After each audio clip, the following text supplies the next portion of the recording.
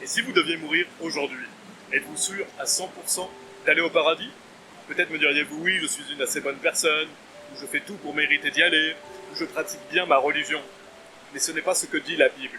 Donc si vous voulez bien, on va prendre quelques minutes ensemble pour que vous puissiez voir avec la Bible comment on fait pour être sûr à 100% d'aller au paradis, car la Bible le garantit. Tout d'abord, Romains chapitre 3, au verset 23 nous dit « Car tous ont péché et n'atteignent pas à la gloire de Dieu ». Donc il faut savoir que tous les hommes ont commis des péchés. Le péché, ça veut dire qu'on a enfreint la loi de Dieu. Par exemple, on a menti, on a peut-être volé, peut-être désobéi à nos parents, désobéi à Dieu. Nous sommes tous coupables du péché. Aucun homme n'est juste devant Dieu. Nous avons enfreint la loi de Dieu. Et la Bible dit donc « Car tous ont péché et n'atteignent pas à la gloire de Dieu ». Et ça veut dire quoi? Ça veut dire qu'on ne peut pas atteindre la gloire de Dieu puisque Dieu est parfait, il est sans péché. Donc nous ne pouvons pas rentrer au paradis sans être pardonnés de nos péchés, puisque le paradis est un lieu parfait. Et il y a une conséquence au péché. Dans Romains chapitre 6, au début du verset 23, il est dit « Car le salaire du péché est la mort ». Donc la conséquence de notre péché, c'est le fait que l'on mérite d'aller en enfer. Puisque Dieu est un juste juge et que nous avons enfreint sa loi, nous méritons d'aller en enfer à cause de nos péchés. Et dans Apocalypse chapitre 21, verset 8, il est dit « Mais les craintifs, et les incrédules, et les abominables, et les meurtriers, et les proxénètes, et les sorciers, et les idolâtres, et tous les menteurs. Nous sommes tous coupables du mensonge, et nous avons bien sûr fait pire que mentir. » Il est dit ensuite « Auront leur part dans le lac qui brûle avec le feu et le soufre, qui est la seconde mort. » La Bible nous avertit qu'on mérite tous d'aller en enfer. Et l'enfer est un lieu terrible. C'est un lac de feu et de soufre, où on est brûlé pour l'éternité à cause de nos péchés. Et puisque Dieu est un juste juge, on mérite d'y aller. Mais heureusement, Dieu est amour, donc Dieu ne veut pas que nous allions en enfer. Et donc, qu'est-ce qu'il a fait par amour pour nous, pour justement qu'on puisse être pardonné de nos péchés? Eh bien, il est dit, mais Dieu dirige son amour vers nous, en ce que, pendant que nous étions encore pécheurs, Christ mourut pour nous. Donc, ce que Dieu a fait par amour pour vous et par amour de tous les hommes, c'est qu'il a envoyé son Fils, Jésus-Christ. Donc, une fois que vous êtes mort physiquement, soit vous êtes au paradis, soit vous êtes en enfer, et Dieu veut que tous les hommes soient sauvés, donc Dieu veut que vous alliez au paradis. Donc par amour pour vous, et pour éviter que vous alliez en enfer, la Bible dit que Dieu a envoyé son Fils Jésus-Christ. Ne sachant pas si vous savez qui est Jésus-Christ, eh bien je vais vous expliquer brièvement. Jésus-Christ est le Fils de Dieu, qui est né de la Vierge Marie. On va lire Matthieu chapitre 1, verset 21. En parlant de la Vierge Marie, il dit « Et elle enfantera un fils, et tu appelleras son nom Jésus, car il sauvera son peuple de leurs péchés. » Donc Jésus-Christ est le sauveur du monde, le Messie. Il est venu dans le monde il y a 2000 ans, et donc il est né de la Vierge Marie. Et quand Jésus-Christ était sur terre, c'est Dieu qui était parmi nous. La Bible dit « Dieu fut manifesté dans la chair ». En fait, Dieu est trois personnes, un seul Dieu. La Bible dit dans 1 Jean chapitre 5, verset 7, « Car il y en a trois qui attestent dans le ciel, le Père, la Parole, c'est le Fils Jésus-Christ, et l'Esprit Saint, et ces trois-là sont un. » Donc Dieu est trois personnes, un seul Dieu. Donc Dieu le Fils est venu parmi nous, le Fils de Dieu. Lui n'a jamais péché. Il est dit qu'il a été tenté en tout point comme nous le sommes, cependant sans péché. Il était 100% homme, 100% Dieu, et il n'a commis aucun péché, contrairement à nous. Et donc pourtant, qu'est-ce qui lui est arrivé? Il a été humilié, il a été fouetté, et il a été crucifié. Et la Bible dit dans 1 Pierre chapitre 2, verset 24, au début du verset, qu'il lui-même a porté nos péchés en son propre corps sur l'arbre. Donc quand Jésus-Christ était sur la croix, il est mort pour les péchés de tous les hommes, et donc pour les péchés de toutes les générations. Dieu a mis les péchés de tous les hommes sur Jésus-Christ. Ça veut dire quoi? Ça veut dire qu'il est mort à votre place. Par amour pour vous, il a pris votre condamnation. Et il est dit aussi dans 1 Jean chapitre 2, verset 2, « Et il est la propitiation pour nos péchés, non seulement pour les nôtres, aussi pour les péchés du monde entier. » Donc Jésus-Christ est mort pour les péchés de tous les hommes, pour les péchés de chacun. Et donc, il a été enseveli. Son âme est allée en enfer pendant 3 jours et 3 nuits, payée à notre place. Et 3 jours plus tard, qu'est-ce qui s'est passé? La résurrection. Il est dit, qui est celui qui condamne? C'est Christ qui mourut, oui plutôt, qui est ressuscité, qui est même à la main droite de Dieu, qui a aussi fait intercession pour nous. Donc Jésus-Christ est mort, mais bien sûr on croit dans un Dieu vivant. Ça veut dire qu'il est revenu à la vie, il a montré les trous dans ses mains. La Bible dit qu'il a été vu par plus de 500 frères en même temps. Donc beaucoup ont attesté le fait que Jésus-Christ est revenu des morts. D'ailleurs, il est dit qu'il fut livré pour nos offenses et fut ressuscité pour notre justification. Donc Jésus-Christ est venu mourir sur la croix pour nos péchés, il a été enseveli et le troisième jour, il est ressuscité des morts. Donc ça, il l'a fait pour chaque homme. Est-ce que ça veut dire que tout le monde va aller automatiquement au paradis ? La réponse est non, parce que nous avons quelque chose à faire afin de pouvoir aller au paradis. Et la Bible répond à cette question très clairement. Dans Actes chapitre 16, versets 30 et 31, je vais citer des passages. La Bible dit, donc quelqu'un demande et dit « Messieurs, que dois-je faire pour être sauvé ?» Donc c'est une bonne question. Comment vous pouvez aller au paradis ? Qu'est-ce que vous devez faire pour aller au paradis et donc être pardonné de vos péchés ? Et bien la Bible dit « Crois au Seigneur Jésus-Christ et tu seras sauvé et ta maison. » Notez qu'il n'est pas dit « Fais-toi baptiser et tu seras sauvé ». Il n'est pas dit « Sois une bonne personne et tu seras sauvé ». Il n'est pas dit « Repens-toi de tes péchés et une bonne vie ».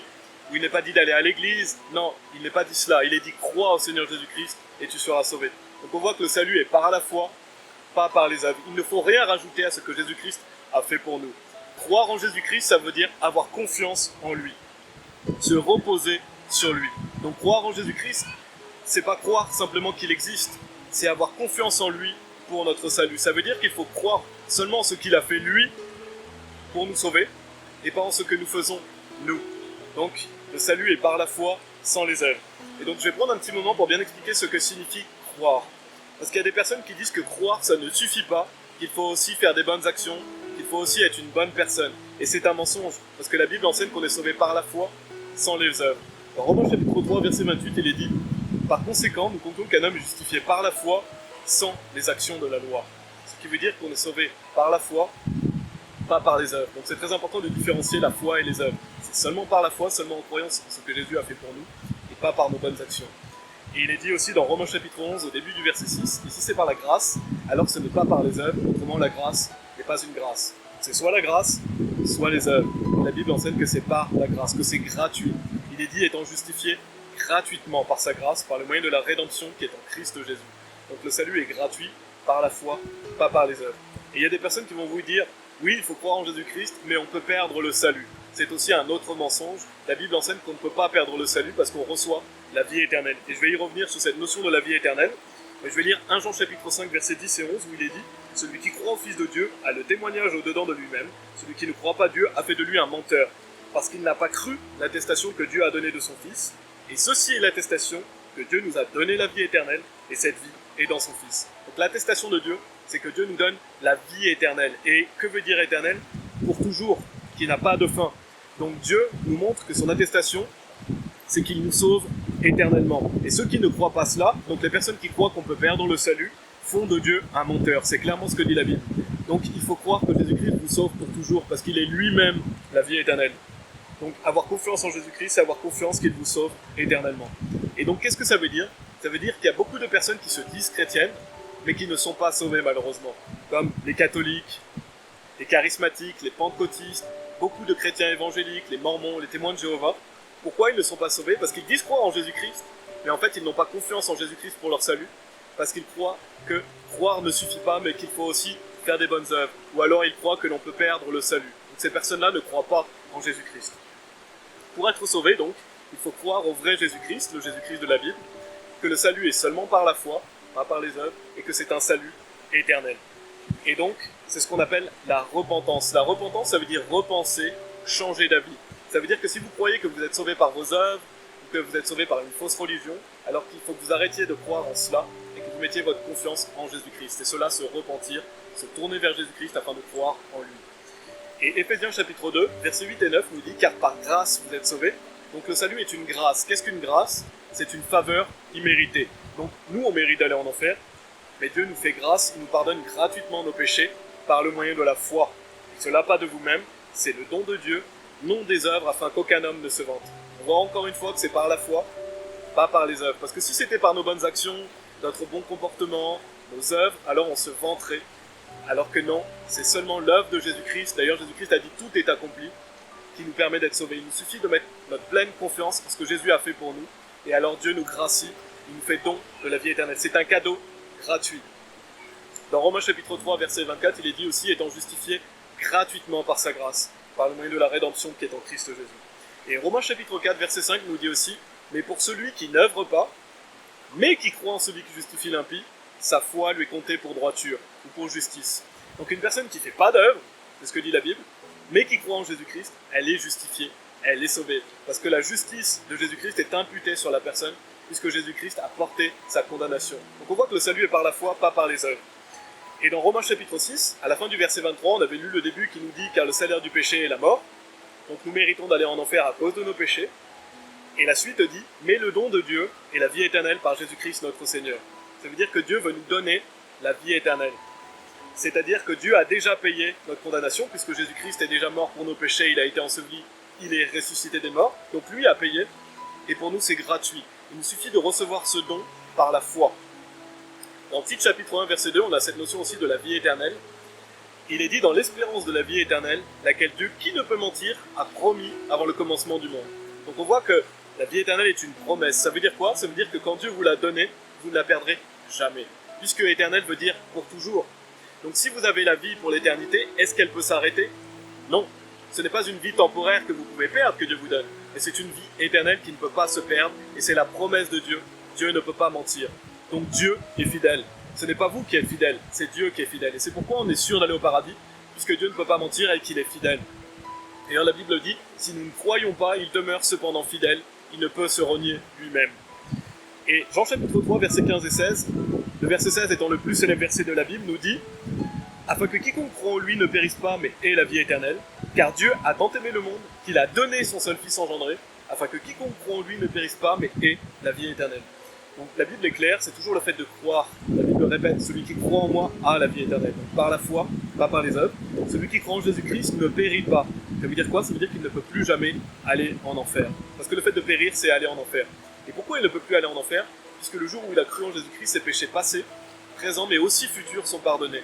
La Bible dit, et de leurs péchés et iniquités, je ne me souviendrai plus. Donc c'est comme si Dieu avait un livre devant lui, avec tous vos péchés, parce qu'il connaît le début de votre vie, la fin de votre vie, péchés passés, présents et futurs. Ben, le jour où vous croyez en Christ, vos péchés passés, présents, mais aussi futurs, sont tous pardonnés, parce que le sang de Jésus-Christ vous purifie de tout péché. Et c'est une bonne nouvelle, parce qu'on va toujours faire des péchés. Mais les péchés que vous ferez plus tard ont été pardonnés le jour où vous avez cru en Jésus-Christ. Et heureusement, parce que sinon personne n'irait au paradis. Donc, ce livre qui contenait vos péchés est effacé pour toujours le jour où vous avez cru en Christ.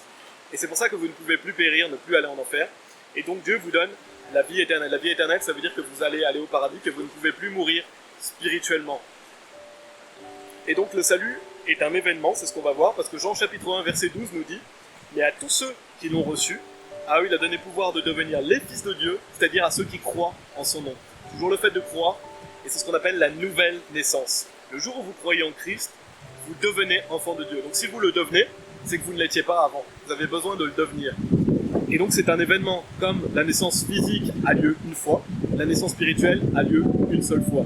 D'ailleurs Jésus nous dit qu'il faut naître d'eau et de l'esprit pour entrer dans le royaume de Dieu. Donc naître d'eau c'est la naissance physique, naître de l'esprit c'est la naissance spirituelle qui a lieu le jour où vous croyez en Christ. Vous devenez son fils ou sa fille. Et bien sûr, est-ce que vous pouvez arrêter d'être l'enfant de quelqu'un? Bien sûr que non. Par exemple, votre père, vous avez toujours son ADN, quoi qu'il se passe. C'est pareil avec Dieu. Une fois que vous êtes son fils éternel.